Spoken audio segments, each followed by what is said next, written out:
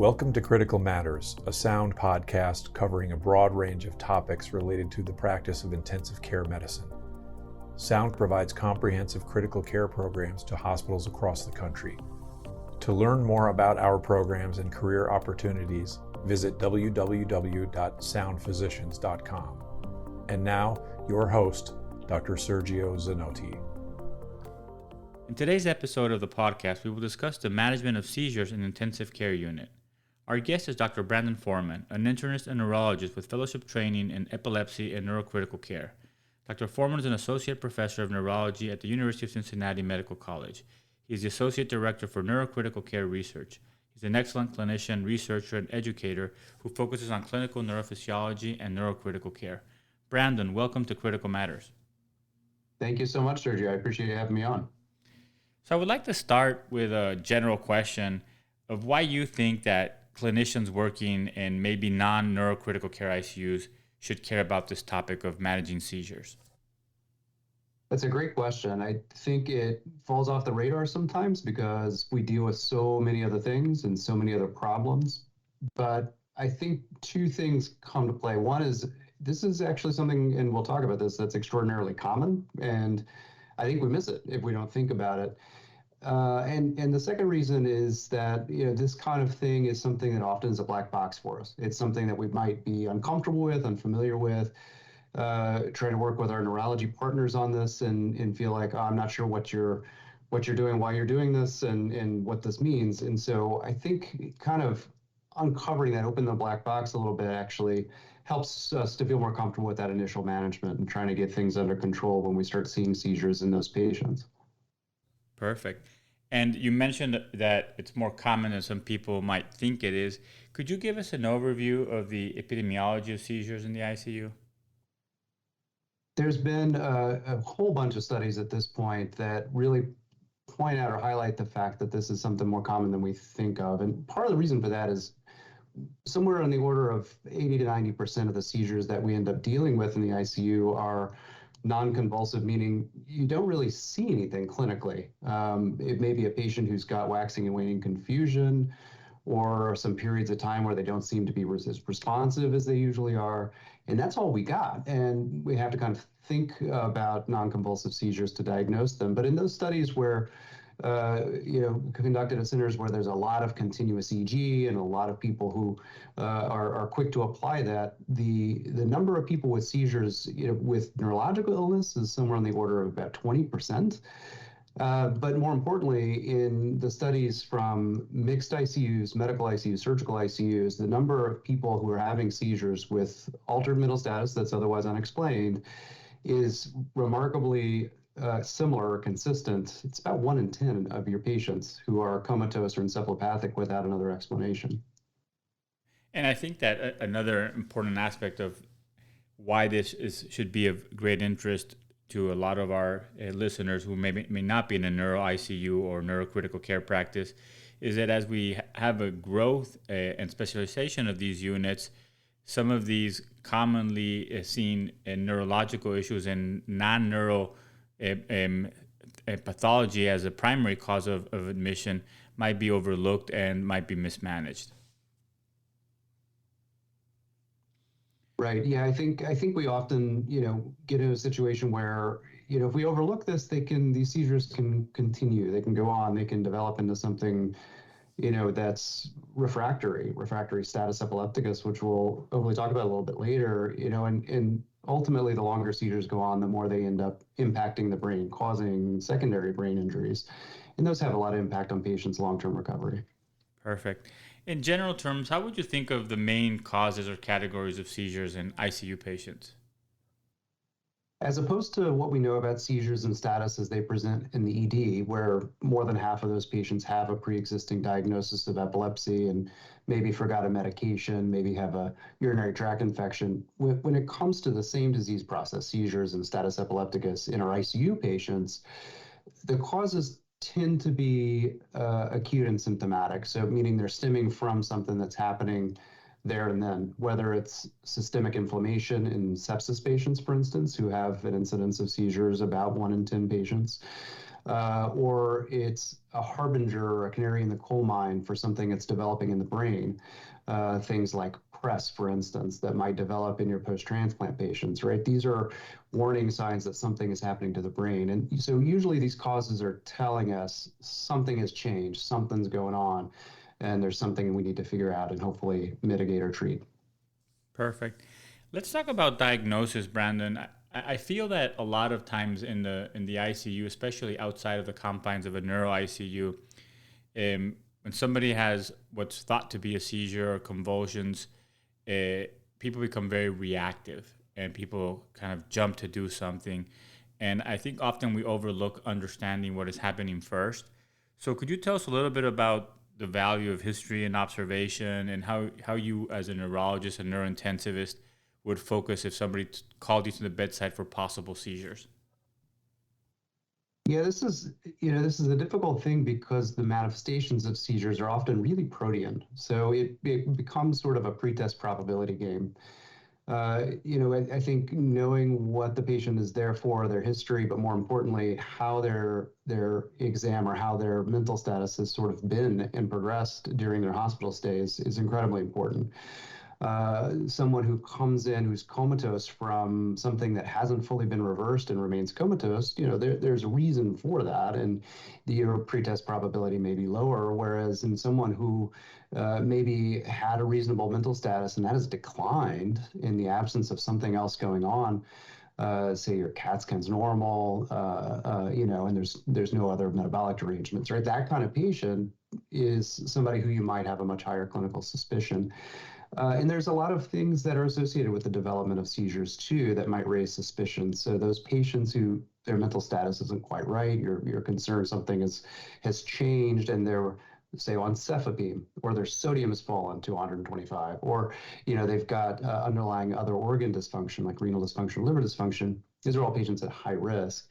So a lot of it boils down to, are things happening that might be associated with that lower seizure threshold, or are things developing that I'm not quite sure why in terms of that patient's neurological status, their mental status. And what I mean when I say that is their level of arousal and their ability to pay attention to you during an exam. And I think those two things end up being really critically important when you're observing the patient.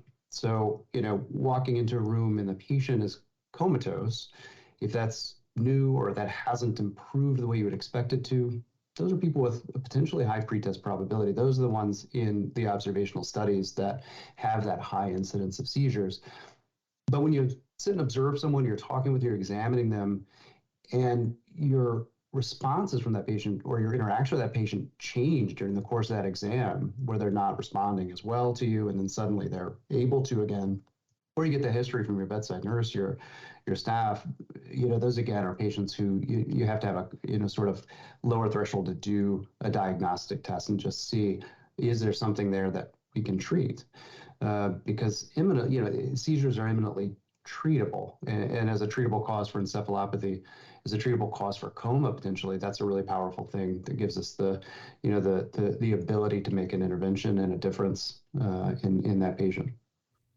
Excellent. And you did mention some diagnostic testing.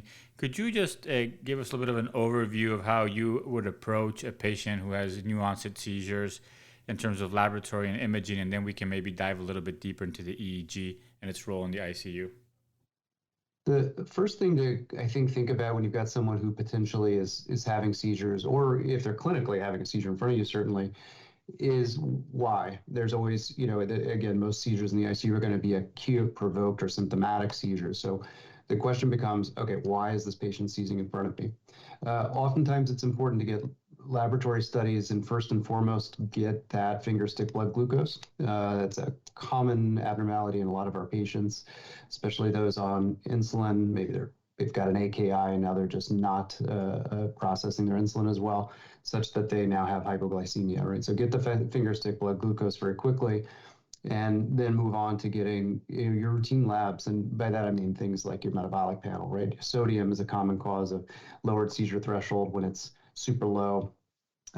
They may have other abnormalities, calcium, for instance, as an abnormality, or they've got new onset organ failure. So look for those changes in things that might lower your seizure threshold. I tend to try to look for other causes that might be impacting that patient's body as well. So things like infection, inflammation. So easy stuff to do is get a UA, right? And then you have to think about the brain. So is there something new that has happened in that person's brain that maybe we didn't expect? A lot of our patients are on anticoagulation. A lot of our patients have histories of stroke or other neurological disorders.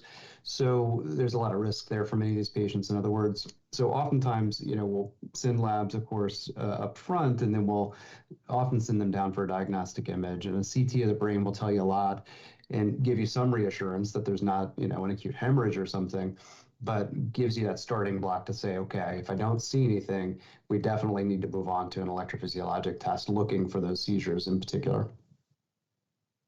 What about the role of EEG in the initial diagnosis? I think we'll dive into continuous EEG later in our discussion, but just in terms of initial workup, and how would you frame that within the context of an ICU? This has been sort of an evolving thing. The gold standard for the diagnosis of seizures in the ICU is continuous EEG, and part of that comes from the observational literature that suggests that a lot of the seizures that we might consider will hook someone up to EEG, and it takes a while for that patient to show you that they're having seizures. They may be sporadic, they may be episodic, and they may not happen for 18 hours. But the background that we'll talk about a little bit later, but the background does give you a hint that, wow, this brain is very irritable, very prone to seizing. So, what was observed, I think, from the beginning of all of this, as the continuous EEG literature came out, is that you really need a certain amount of time of recording those brain waves to really pick up on, this patient is having seizures. And that time frame tended to be recommended to be 24 hours of continuous EEG for a patient who's got an exam. It's just maybe abnormal in terms of their mental status or arousal and attention. But in patients who are comatose, those seizures can be very sporadic, and most people will recommend 48 to 72 hours just to obtain that sensitivity to say, yes, this patient is not having seizures with 88 to 90% sensitivity. Now, that's begun to shift a little bit, and there's been some good literature that suggests that if you have a slow but generally normal or non-concerning EEG in terms of epileptiform discharges and some of the other patterns we talk about, you may not need EEG that long. It may be just several hours to feel comfortable that your probability rather of going on to develop seizures is low enough that they probably are not. And then more recently, there's been, I think, a shift even further to say, well, it may be enough to do point of care EEG, or even in some situations, particularly when we're resource limited, that routine EEG, when done perhaps, several times, but certainly done as a way to detect non-convulsive seizures, may actually be enough as well. And there was a randomized control trial that was done actually comparing continuous EEG to routine EEG, suggesting they may actually have a reasonable sensitivity when you do a routine EEG, as long as you're doing it on the right patient at the right time and following that up with a repeated study if you need to. The bedside point of care EEG has been a really nice novel technology that we've started using. And really what that boils down to is when you see a patient, you have a concern, you can put this device on, and there's several companies that make them. You can put a device on yourself. It's very easy to do, and it records within 5 or 10 minutes and gives you an output that suggests whether seizures are occurring or not. And sometimes that's nice because you're seeing the symptoms, and if you can capture that EEG right away while you're in there examining the patient, again, you have a much better idea that, okay, what I'm seeing in front of me is seizure or not, as opposed to waiting for a full head montage and a read from your neurologist. So the diagnostics have really shifted, and I think they've democratized to a point where anybody in any ICU can really diagnose these fairly quickly and fairly sensitively, depending on the resources you have available. Yeah. And it also seems that what has moved in a different direction as we understand more about this ictal-interictal continuum and non-convulsive status we'll talk about, is that historically people think of seizures as convulsions, right? Very dramatic convulsions. And in the ICU, for many, many reasons, there is an important number of patients who might not present like that, and understanding when to do the testing and when to think about them. Like you mentioned, when people are comatose and not responding in a way that we anticipated, these might be some of the hints that also lead us in that direction in the ICU.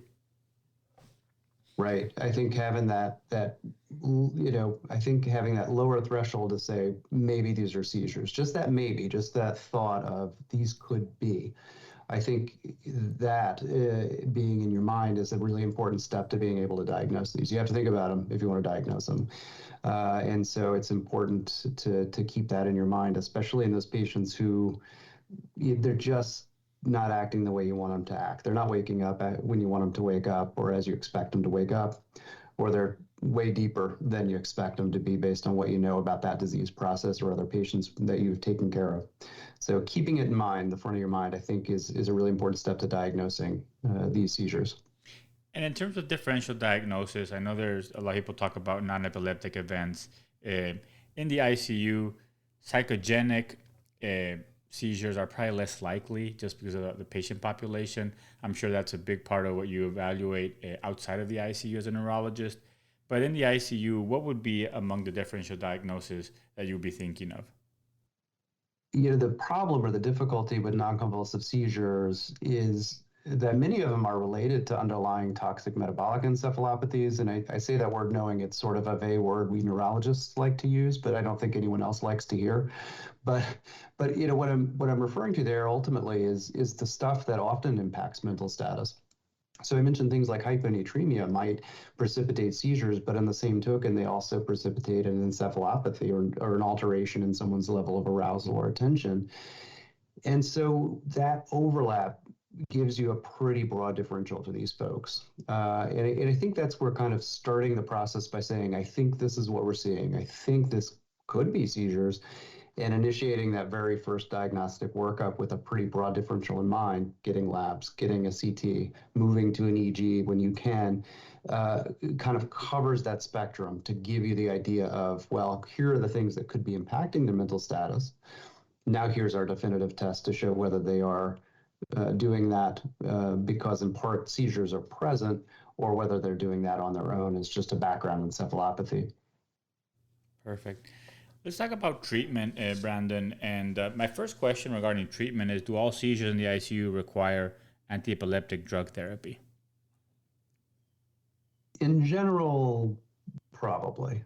I think with seizures being sort of this symptom, ultimately, it's kind of like fever in a way for many patients, right? These are coming out because the brain is saying, I am injured. But the problem with seizures is that they also tend to exacerbate injury or create injury independently of what was causing them to begin with.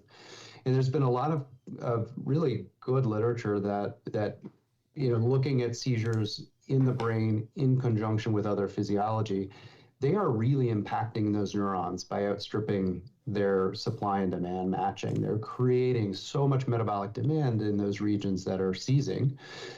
Those neurons actually can begin to die back. And so even if we say, well, this is a symptom, this is an epiphenomenon even of this patient's underlying sepsis and systemic inflammation, you still have to get control of the seizures because in and of themselves, they may be causing additional harm. So in general, when we see seizures, we tend to try to treat them as best we can with the minimum amount of treatment that we can get away with that's effective. It's the effectiveness, though, that we really want to focus on. Can we get them under control? Can we stop them? And once we've done that, then we can move forward with trying to mitigate their underlying cause. Perfect. And I guess another way of asking the same question would be that if you have a very transitory and identified cause, it doesn't necessarily mean that that patient will be condemned to anti-epileptic therapy for years to come, right? So I think acutely, because of the factors you mentioned and the impact it has on neurons and potential morbidity, you want to take control and treat them. But then probably with neurology, kind of figure out, okay, this is what we think happened. This is what the long-term plan would be outside of the ICU. Right. And I think that's a really, really important point. There have been a couple of institutions that have put in place these post-acute symptomatic seizure clinics that are designed to sort of see these patients after they've left the ICU in the hospital. because while the incidence of epilepsy, and that's a diagnosis that requires unprovoked seizures, so after you've gotten out of the ICU, the acute brain injury or the acute systemic illness is over, the incidence of epilepsy may be high, but still 40% or so of these patients are kept on anticonvulsants, sometimes many of them, probably far longer than they actually should be. When you have something that's an acute symptomatic seizure, that means it's a symptom of what's happening acutely, right? And so when you take away that nidus that was creating the proclivity to have seizures, in the majority of people, actually, you don't end up developing unprovoked seizures later down the line. So they're really there to treat that acute seizure problem and not necessarily to treat epilepsy, which is not a diagnosis they're going to get if they're in the middle of an acute illness that might be creating the seizures in and of itself. Perfect. Let's talk a little bit about you get called to the bedside or somebody comes into the ED with what appears to be convulsions and make a diagnosis of seizure. What's the initial treatment in those cases? Depends on the type. And this can be a bit challenging because it's nuanced, but I think from a general intensive care sort of perspective, if you've got someone who's having motor manifestations, so in other words, convulsions, if you see someone with GTCs, right? Classic GTCs, so someone is having motor movements all over. We actually have good class 1 evidence that the first line of defense is a benzodiazepine at an adequate dose. And what I mean by that is for most adults more than 40 kilos in size, that's 4 milligrams of Ativan or 10 milligrams of midazolam. And you give that as quick as you can. That's class 1 evidence. Where it gets nuanced is what I mentioned earlier, in that most ICU patients are having focal seizures. They're not happening all over the brain necessarily. And more importantly, they're non-convulsive. So it's a little bit different. We don't know how long they've been having these seizures. We're not sure if they're really spreading all over or staying in one spot. And so in many of our patients, we extrapolate this idea of benzodiazepines, and that's not inappropriate. I think it's still a good and efficacious first line of therapy, especially in our patients who already have a protected airway. There's absolutely no reason to start with a good dose of a benzodiazepine as an abortive treatment for the seizures that you're seeing. The other piece of it, though, is that patient population where their airway is not secure, they're altered or they're encephalopathic in some way, and benzodiazepines may cause more harm than good. There's an old study that demonstrated that particularly in elderly people treated with benzodiazepines on a floor, that it may increase mortality. And so those are patients where you step back and you say, okay, this is not a generalized tonic-clonic seizure, where we have good class 1 evidence for how to treat this. This is a non-convulsive, often focal seizure. And if the treatment is worse than the disease, in other words, if we give a benzodiazepine, that patient comes to you for an airway watch, right, or needs an airway, we might need to change tack a little bit. And so that's where other medications that are fast acting and known to be efficacious might be helpful. And that's often a situation where it gets a little bit tricky, but some of the things that you can do include things like fast-acting intravenous anti-seizure drugs. Often we use Keppra. Brivaracetam's another one that is pretty quick-acting and non-sedating. Depakote actually has some pretty good evidence too. None of those actually will cause respiratory compromise. And then another trend that's come in the age of ketamine, which treats everything, is a low-dose ketamine, something you might use for pain, like 0.3 to 0.5 mg per kg as a bolus, can be a good abortant without respiratory depression too. So there's quite a bit you can use in the ICU patient without an airway who you want to treat or abort those seizures. In general, if you remember benzos at an adequate dose, though, and generally you'll be in good shape for an initial treatment of seizures in those patients. One other, I think, point to make, though, is benzos wear off, and recurrence of seizures and status epilepticus is really common. So it's always prudent to chase it with a standard anticonvulsant. So if you're an anti-seizure drug, if you're treating with a benzo as your first line, and again, that's an appropriate thing to keep in your mind to keep it simple, right? you always want to chase it with an anti-seizure drug to prevent recurrence when that benzo kind of filters out of their system. And so oftentimes we'll use that IV anti-seizure drug, of which there are many, but any one you pick is probably fine to start. And then you can kind of take it from there to see if that's going to be efficacious over the next coming hours. And you did mention, obviously, when you talked about benzos, the respiratory depression, and a lot of times these patients might have an airway already. But also, I think a common problem is that we underdose these, and that patients really with seizures probably need a good dose. Is that something you can comment on? The efficacy that's been shown for the benzodiazepines is definitely predicated on a bigger dose than I think we tend to use. For a lot of the indications in the general ICU, we'll use, smaller doses of Ativan, 0.5, 1, maybe 2. And for a lot of patients with seizures and status epilepticus, most people will use these lower doses of Ativan, like 2 milligrams. But what's been shown in the randomized controlled trial literature, and again, this was generalized tonic-clonic status, right? But what was shown is that the doses that are required are more like 4 milligrams of lorazepam or 10 milligrams of midazolam. So it seems like a lot, but when it comes to seizures, you really have to suppress those brain networks that are activated by the seizure and precipitating or propagating those seizures. That takes quite a bit. Under treatment is something that the observational literature has been pretty clear about is associated with a lack of seizure control, amongst other patient-centered outcomes in the hospital, like length of stay and mortality, even in some situations. Perfect. Another situation that I wanted to ask you about is patients with known epilepsy that are admitted to the ICU, perhaps with other diagnoses, and now they're intubated, they're NPO. Any specific considerations that we should have in managing these patients?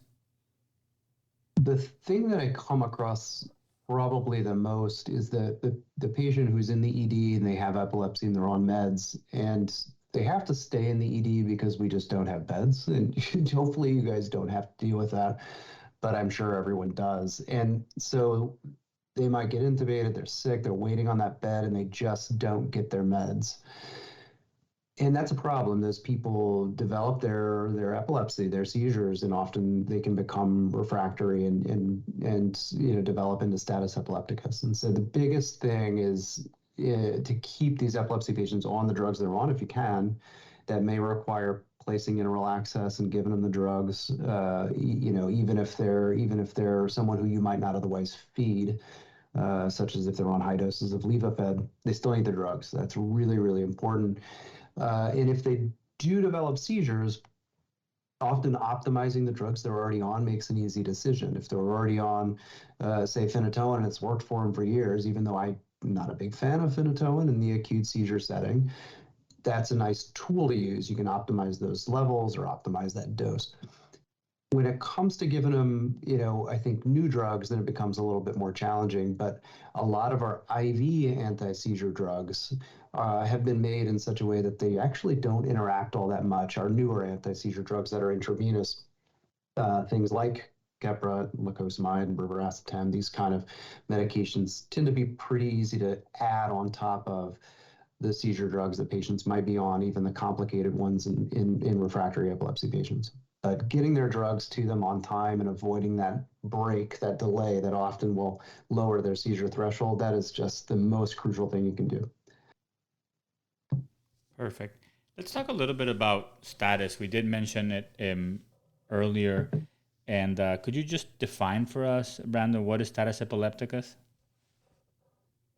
It in some ways depends on the type, again, in terms of what you would call status epilepticus. In the generalized tonic-clonic seizure world, the status epilepticus is really defined as based on two different time points. One is, when is that seizure going to stop, and at what point does it seem like it's not going to stop? And so status epilepticus in someone who's got generalized motor seizures, if they last longer than 5 minutes, the likelihood that they are going to stop or remit long enough for that patient to begin having recovery is very, very low.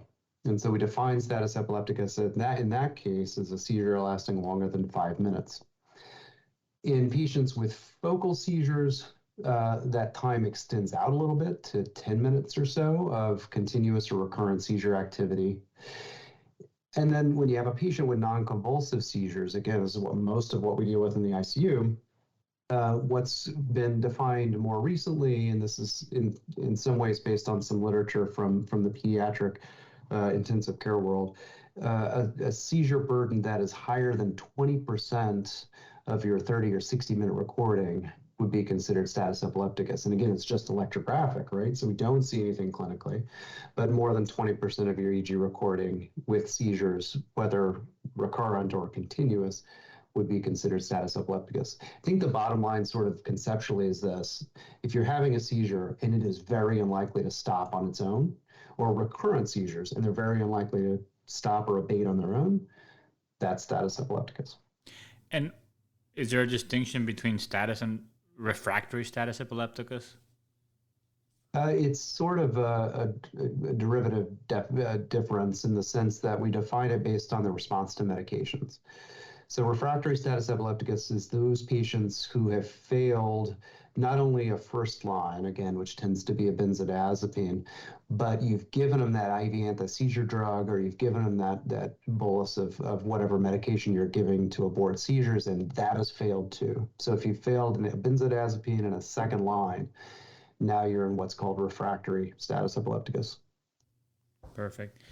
And could you give us a little bit more of an outline of how you would deal therapeutically with status epilepticus? You talked about first line, second line, there's anesthetics, but just in general, what would be like a overall approach that would be based on current evidence?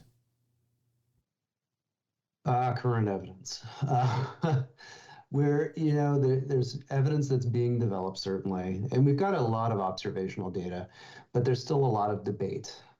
And I think the first thing to do is make a distinction, and that is between a patient who's got generalized seizures, so their entire brain is seizing, and patients who have focal seizures that aren't stopping. And the reason I'm making this distinction is there's been an increasing amount of literature that suggests that anesthetics have an independent association with poorer outcome in patients who do develop status epilepticus. And so there's a risk benefit there that needs to sort of take into account the underlying type of seizure. Most of our seizures in the ICU are not going to be this. But when we think of status epilepticus in the literature, or when we think of it conceptually, we often do think of a generalized or a whole brain seizure that's causing someone to have giant motor movements, tonic and clonic motor movements. So those patients who have that's a medical emergency. That's equivalent to a stroke, an MI. That is something that people are going to jump on, and that tends to be jumped on in the ED space, right? That's something that's first responders are dealing with generally, and that's going to be a benzodiazepine, a second-line anti-seizure drug, an intravenous anti-seizure drug, whether it's Keppra or Depakote or phenytoin, which have been tested and are equivalent in aborting that status epilepticus. And then very quickly, within about an hour, certainly about 30 minutes to an hour, you should be starting an anesthetic, continuous infusion in order to get that status under control. So it's a very rapid sequence algorithm. Many people don't have seizure protocols or status epilepticus protocols, but it's something that probably should be protocolized if you don't already have one. There's some out there published or on websites from institutions such as Yale University, where I've got some colleagues, and they've got terrific status epilepticus algorithms that flow very quickly. Again, that's generalized whole brain status. Benzo, second line IV anesthetic, or IV anti-seizure drug anesthetic.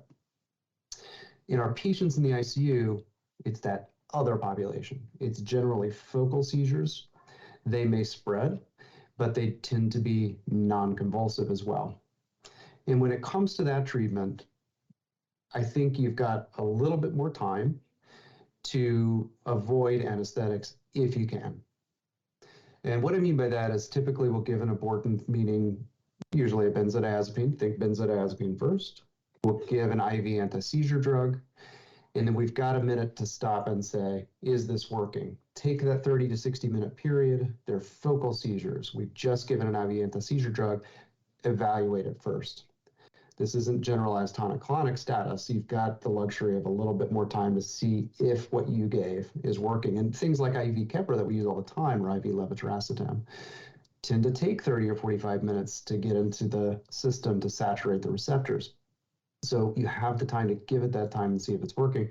And if not, we'll often give a third IV anti-seizure drug, maybe with another bolus of benzodiazepines, before moving on to anesthetics.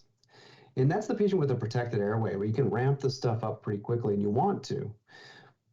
But in the patient who's got a preserved mental status or airway, their vital functions are maintained, we'll often try to stepwise increase or optimize our anti-seizure drugs, adding one at a time and evaluating its effect, as long as their vital functions are preserved. And that's someone who we really want to avoid having to go down the road of intubation and anesthesia, if we at all possibly can. So there's a bit of nuance there, but separated in your minds: generalized motor tonic-clonic status, get that under control within an hour. Anesthetics approved, they're going to be intubated, get it done. And focal and non-convulsive seizures and status, try to get things under control with an anti-seizure drug, avoiding anesthetic until you really don't have a choice. You've failed one, maybe two anti-seizure drugs, you're still seizing, your vital functions are affected, then that's a person you might consider anesthetic. So while that nuance is there, I think for the intensivist, the main thing to consider is really working closely with whoever's reading your EG to know whether that drug is working or not. If you can avoid anesthetics, do so, but know that it's in your back pocket if you really need to knock that out, because those seizures are having an impact on your patient. Yeah. And obviously, once we get to the realm of anesthetics, I mean, that's going to be more prolonged treatment, and then the weaning would hopefully occur very slowly. And the idea being that you're giving the antiepileptics enough time to get to critical levels to control the seizures. Exactly. Could you tell us in simple words, for a non-neurologist, what do we mean by burst suppression, and why is that so important? Burst suppression is a pattern that you see on an EEG in which the brain waves, the squiggly lines, I can say squiggly lines, that's okay, like you say it, it's all right, right? The squiggly lines on the EEG happen for a period of maybe a couple of seconds, and then there's a complete flat line on the EEG for a number of seconds thereafter, followed by more squiggly lines. So it's a burst of electrical activity within the brain, followed by a flattening, attenuation, or suppression of the brain activity, and then you get another burst suppression. In general, burst suppression is not a good thing. Burst suppression, for instance, in the OR is associated with long-term morbidity, mortality in the literature from the anesthesia world. But the reason why it's used in this disease process is it's really a way of reducing the metabolic rate and the continuous organized activity of the brain, which sometimes is necessary to disrupt the seizures themselves. Those seizures are predicated on just a vicious cycle that continues them or propagates and keeps them going. And when you induce something like burst suppression, that tends to be enough to disrupt that seizure focus and finally allow the brain to sort of stop seizing. So really, it's kind of like a surrogate for a certain level of medication-induced coma that we hope helps stop the seizures. But the squiggly lines could be seizures or not, right? There are times when the bursts are highly epileptiform, it's true, and you see kind of a snapshot of what those seizures look like, even within the burst. So as soon as the brain has any activity at all, it tends to look like the seizure that you were seeing. And that's a tough situation, because often that's predictive that coming off the anesthetics, which we want to do as quickly as we can, may not work. In other words, we might wean those anesthetics and the seizures just come right back. And often we want to see those bursts look very boring, non-sharp, non-epileptiform. So it's something to look for. But when seizures or a seizure-like pattern that you're seeing lasts less than 10 seconds, while, it's a brief seizure functionally, we don't consider those to be seizures, or they have another term that's being used to describe them. brief, potentially ictal rhythmic discharges or birds. And they're really predictive more than anything else. But that means we have at least broken up those long, continuous periods of seizure activity. And by doing that, hopefully the brain's supply and demand now are a bit better matched. That demand is not so much so that the neurons are becoming damaged as a result, or at least that's the idea. Still a lot of mystery surrounding burst suppression, how it works, and whether it's the right target, quite frankly. Perfect. And we did talk a little bit, obviously we already mentioned non-convulsive status, which is basically seizure activity in patients in the ICU specifically who are non-convulsive, are not having convulsions, but they're obviously encephalopathic and something that we want to treat as well. Is there a known percent of patients who start as convulsive that with treatment actually can deceive us without an EEG and we think, oh, they're better, but they're actually in non-convulsive status? Is that a real thing? Some really good kind of formative literature in that space was from a group from Rochester, Minnesota, who described seizures occurring in half of patients who stopped having motor seizures, and status epilepticus that was still occurring in about 1 out of every 10 patients who stopped having motor seizures. So it's extraordinarily common. These patients are, for all intents and purposes, I assume that they are still seizing if you've gotten control of their motor seizures. Okay, and I think that really leads us to the next topic I wanted to ask you about, which is a discussion around the ictal-interictal continuum and these patients that we're trying to figure out are they seizing or not. And like you mentioned, the role in the ICU of continuous EEG has expanded dramatically, I would say, in the last decade. But when should we have continuous EEG in the ICU? Well, there's a variety of indications that have been endorsed by several societies, the American Clinical Neurophysiology Society and European societies, and they're all fairly consistent, although they acknowledge the level of evidence or the strength of the recommendation oftentimes is fairly weak.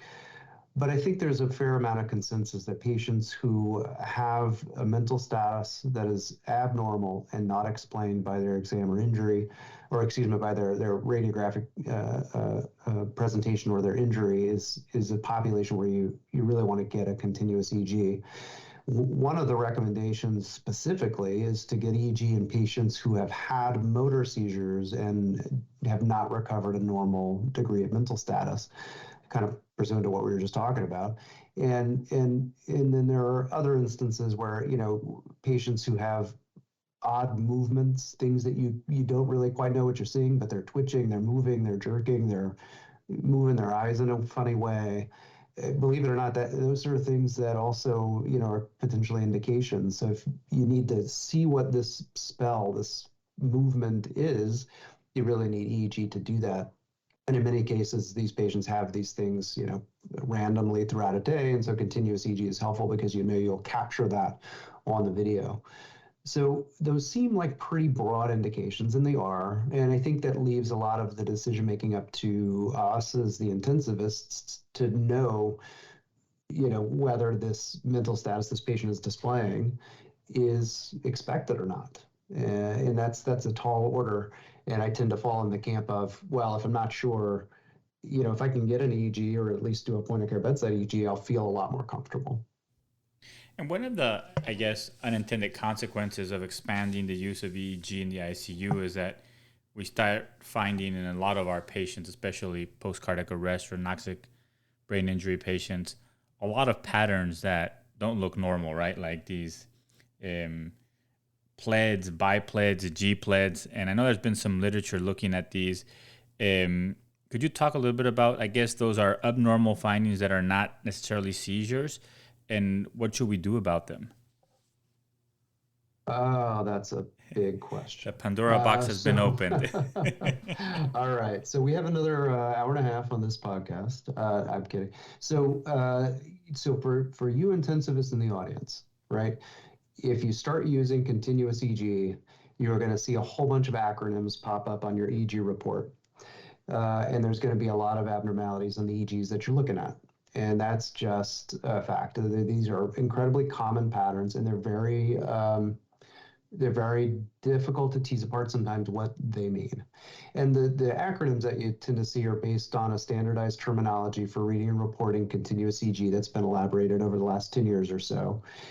And basically what they're trying to describe are these things that are occurring on the EEG where the brain is creating a rhythm or a pattern that is not what the brain is supposed to be doing. The brain doesn't do rhythms and patterns. The brain desynchronizes. And that tends to be then when you see something that's rhythmic or periodic, that tends to be an abnormal thing. So these acronyms that are used are things that refer to where the abnormality is happening and what it looks like. So the terms tend to be, or most common terms tend to be lateralized periodic discharges, or LPDs, generalized periodic discharges, and then there's rhythmic discharges or rhythmic delta activity as well. You'll see those quite a bit because those are the most common things we see. Here's the problem. When you have a seizure, if you were to look at it on the EEG and describe it, you would say it looks a whole lot like supraventricular tachycardia. It's a very rapid, sharp, and slow wave discharge. When you look at something like lateralized periodic discharges, you'll go to the EEG and it looks a whole lot like normal sinus rhythm or maybe wide complex QRSs. But it's slower, right? It's not SVT. And they're not evolving. In other words, they're not speeding up or slowing down, which is the characteristic that we look for in the electrophysiology world of seizures. So we're left with a question. These are slow and they're not evolving. They're not fast enough to be seizures. They're not evolving like seizures do.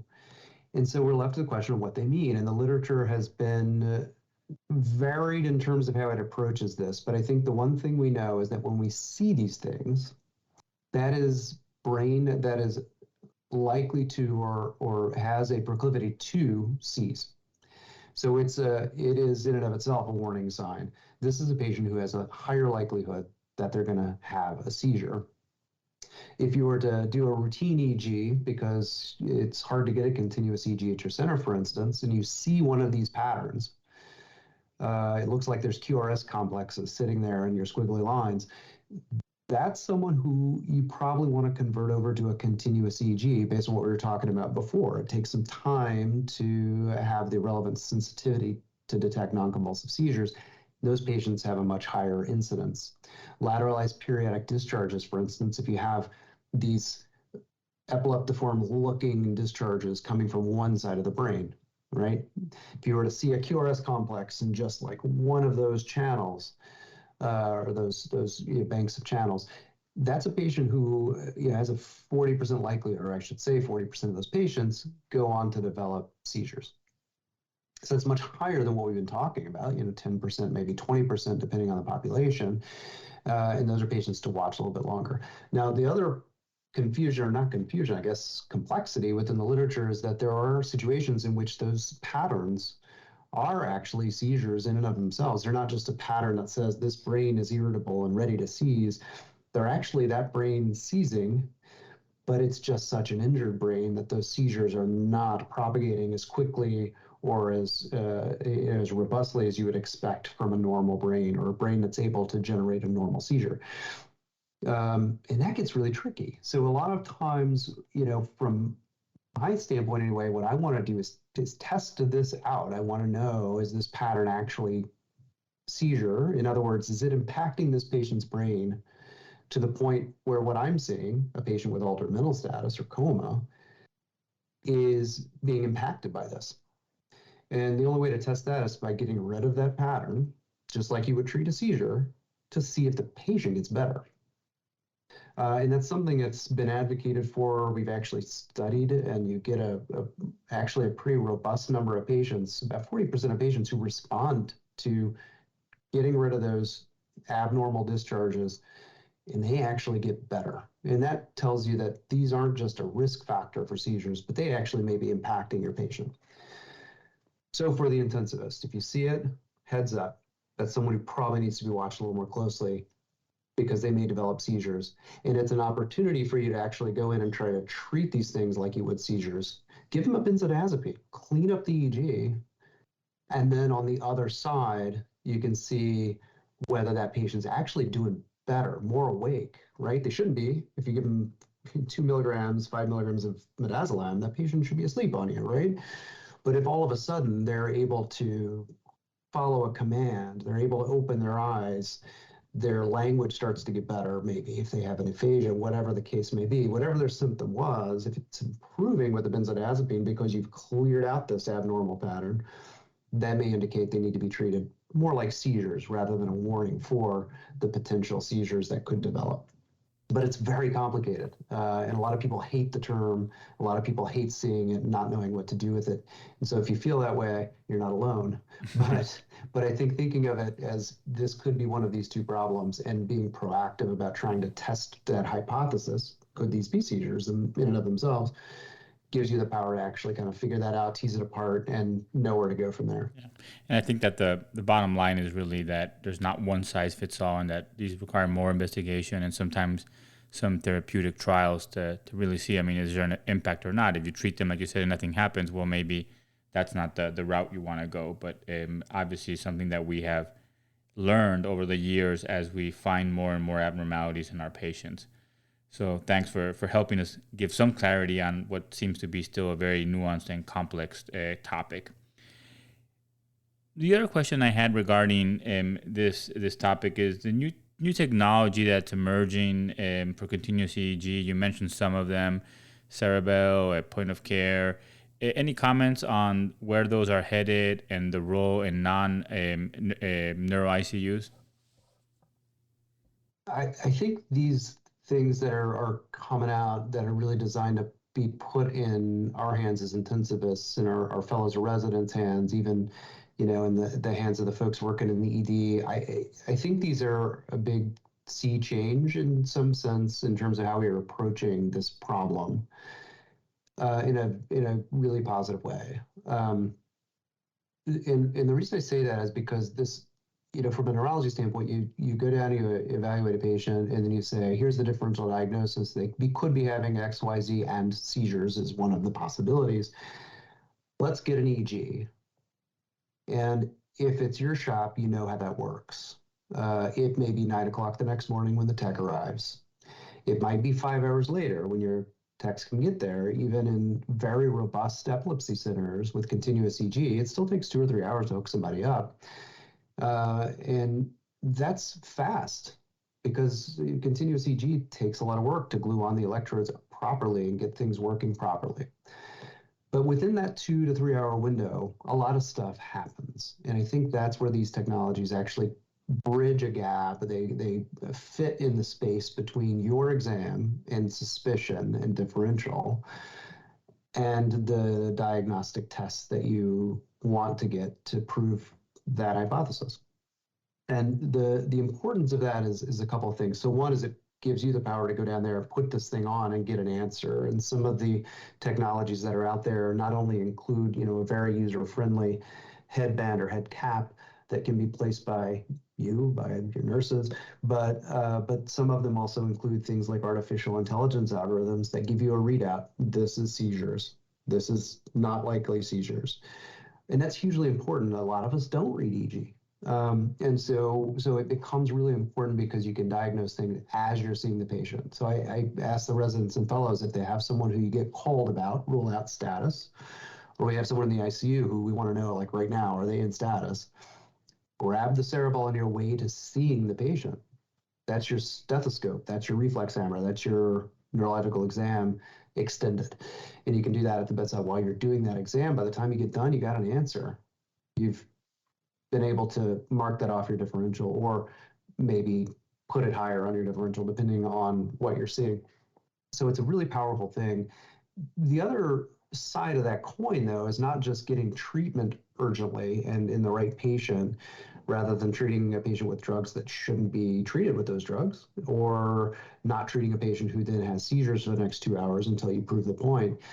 But the patients who you don't see seizures on now can get triaged to an appropriate ICU, right? These are patients maybe that need to go to a medical ICU for sepsis rather than a neurological ICU for presumed status epilepticus. And you can start getting rid of stuff that could be harmful. The patient who's been intubated and now they're on anesthetics and they've been ramped up because everyone's worried they're having seizures, you can take those off within the 15, 20 minutes it takes to examine that patient and get a bedside EEG, rather than leaving them on for the 2-3 hours it might take you in a best case scenario to get your continuous EEG. So that gap being filled leads to a tremendous amount of clinical ramifications within that very, very short period of time, both in the ED and with our ICU consults, as well as in our ICUs proper. Excellent. And I think that clearly we're seeing these appear in more and more ICUs. So learning how to use them, it sounds like they might be more sensitive than specific in terms of ruling out, like if it's normal, right, or there's an abnormality might trigger, more aggressive evaluation, but it can help you kind of navigate the initial treatment of these patients in a meaningful way, like you said. Yeah, absolutely. The last question I have regarding seizures is, when should we consider prophylaxis for seizures? The official guidelines right now are that we would, the recommendation is for seizure prophylaxis in patients with moderate to severe traumatic brain injury for a period of 7 days to treat just the acute symptomatic seizures that happen within that period of time. And they might be reasonable in patients with subarachnoid hemorrhage, particularly poor grade subarachnoid hemorrhage. Those are the official recommendations. What I'll tell you is most people use prophylactic anti-seizure drugs for patients with acute brain injuries in general, whether that's intracerebral hemorrhage, traumatic brain injury, subarachnoid hemorrhage, and postoperative patients who've undergone resection, for instance, of a brain tumor, for that same period of time, extrapolating those recommendations for 7 days of anti-seizure drugs to prevent the acute symptomatic seizures. Evidence is limited on that. Anti-seizure drugs aren't benign by any means, and they do have side effects. So, it oftentimes is something that happens in conjunction with your neurosurgery colleagues who are often seeing these patients, or your neurocritical care neurology colleagues who might be collaborating with you in their care. But oftentimes it's kind of site-specific or provider-specific. But those are the two populations where really the evidence is pretty clear, or at least is robust enough that the recommendations officially are to prophylax those people. Perfect. Well, Brandon, is there anything that we didn't cover that you want to make sure our listeners are aware of? I think we covered a lot of ground. If anything, I think questions will probably come to mind, situations you've had that have some nuance we didn't really hit on. And so I think those are things to comment on, to put out to the community and think through. There's a lot of nuance here to this stuff, but at the same time, I think keeping things simple, right? Knowing these are frequent, knowing you can diagnose them, knowing that you can treat them is the most important thing. To keep it in the front of your mind as you're taking care of the folks that you take care of. For sure. Well, we like to close every episode of the podcast with a couple questions that tap into the wisdom of our guest, unrelated to the clinical topic we discussed. Would that be okay? Sure. So the first question relates to books. Are there any books that have influenced you significantly, or a book or books that you have gifted often to other people? I think that I probably watch Netflix too much and don't read enough. But one of the books I think that's been the most influential, and one of the few that I've read multiple times at this point, is Hermann Hesse's Siddhartha, because it's such a simply written book and so beautiful, and it has so much into it that you read something new every time. And that's the book that I've probably gifted the most. A lot of what we do when we do it right, I've heard people refer to it as intensive care. And I think that, it kind of has, an ethos, that book, right? That you can apply to your practice, to your life, in fact, to keep things simple, to be in the moment, and to appreciate what we've got. Absolutely. And I think, like you mentioned, it's a short read, but very powerful. And one of those books that's worth rereading, right? That you come back after the years and find new things. So definitely we'll link that to the show notes. Interesting, you mentioned Netflix. I was reading earlier about culture in organizations and came upon the Netflix PowerPoint deck of their culture, which went viral several years ago. And I think I read that 17 million people have looked at it. It's a PowerPoint deck that's supposed to be read, not presented. But it talks about how Netflix shaped their culture to become what they became today. So we'll link that as well. I think it's something interesting. That is interesting. They've become so successful. It would be really interesting. Cool. The second question is, what do you believe to be true in medicine or life that most people don't believe or don't act like they believe? Oh, that's a good question. Because when I say it's the truth, it doesn't mean it's actually a truth, I suppose. But something that I do think that probably don't, a lot of people don't, and I say and think a lot of things that a lot of people don't, is that in medicine anyway, I'm a diagnostician. I use a lot of tools. I have to, but the tools that I use are really only as useful as the person using them, and that's something that's kind of inflammatory. But I guess what I mean is it's not enough to simply passively observe the things that we often will do to diagnose people, that we do to try to get more information. We have to actually be active about what we're seeing. Cognitive anchoring often gets us stuck in ruts where we kind of sit back and say, well, this is what it is. We think this is what it is, right? And so it's cliche to say, and I think this is where I get into something that a lot of people may not think of or do, but we should think different, obviously. That's a thing that we've, I think, had on Apple commercials for decades now. But doing so and using a scientific approach to test these hypotheses is really a privilege we have in the ICU setting. That's the truth in medicine. I think people don't think of. We are more, but we have this opportunity to test hypotheses in real time. Could it be this? Could it be that? If I do something diagnostic, let's intervene on it and see if it changes our diagnostics. That's something that I think is really important, and I hope people are starting to do. I hope people do and try to avoid things like getting stuck on a specific, diagnosis, a specific situation that is maybe not adding up for that patient. I agree, and I think that the whole concept of intelligent failure is right. I mean, how can I get the most information with a minimal negative impact on my patient, and allows me to say this is more likely to be it, or this is definitely not it, right? But sometimes, I mean, that type of trials, like we mentioned, with the abnormal EEGs and some of these patients, can give you a better answer. Totally. And that's life too. We always have to change tack, right? If something's not working. But I don't find a lot of people do that. I don't know why. So cognitive flexibility, it's the best thing ever. I like it. And the last question is, what would you want every listener, intensivist, to know? Could be about the topic, something else, could be a quote, specific fact, or just a thought.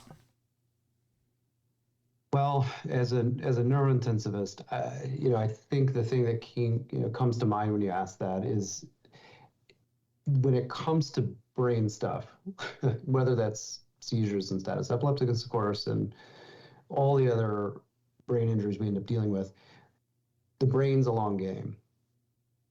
And I think contrary to what a lot of us have learned or grown up with or maybe thought in our clinical practice, there is almost always something that can be done for patients with acute brain injuries, with seizures, with status epilepticus. It's never really an excuse for nihilism in the majority of these patients. And it's very easy to get nihilistic about brain stuff. It's a long game, like I said. And so when it comes to these patients who have brain disorders, hope is really the best tool you've got, optimism, that you can do something and you can impact outcome in a positive way, even if it doesn't look that way on the ground at that moment at the bedside.